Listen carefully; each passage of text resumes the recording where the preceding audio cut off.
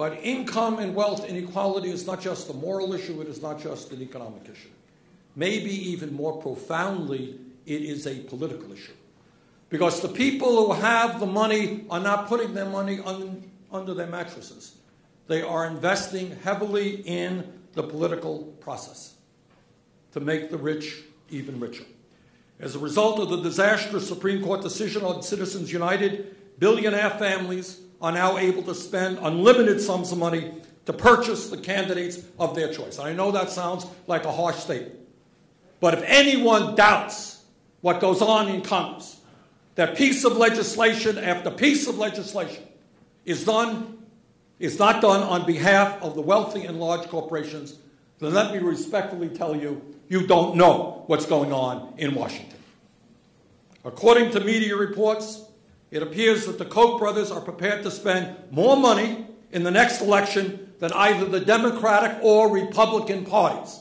In other words, one family, the second wealthiest family in this country, worth approximately $100 billion, may well have a stronger political presence than either one of the major two parties.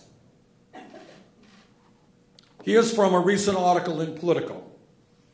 The Koch brothers and their allies are pumping tens of millions of dollars into a data company that's developing detailed state-of-the-art profiles on 250 million Americans, giving the brothers' political operation all the earmarks of a national party. Further, the Koch network also has developed in-house expertise in polling, message testing, fact-checking, advertising, media buying, dial groups, and donor maintenance.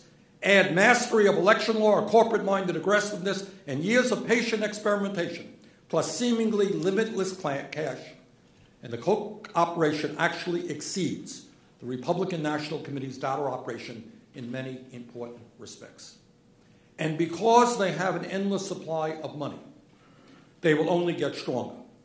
Now, I want everyone in this room, and in fact those listening to this program, to step back and take a deep breath and tell me what you see.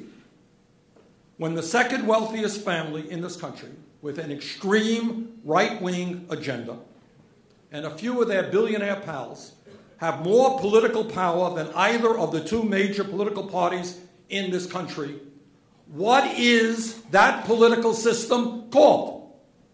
Well, I think it should be called by its rightful name. It is not called democracy. It is called oligarchy, and that is the system we are rapidly moving toward, and that is a system we must vigorously oppose.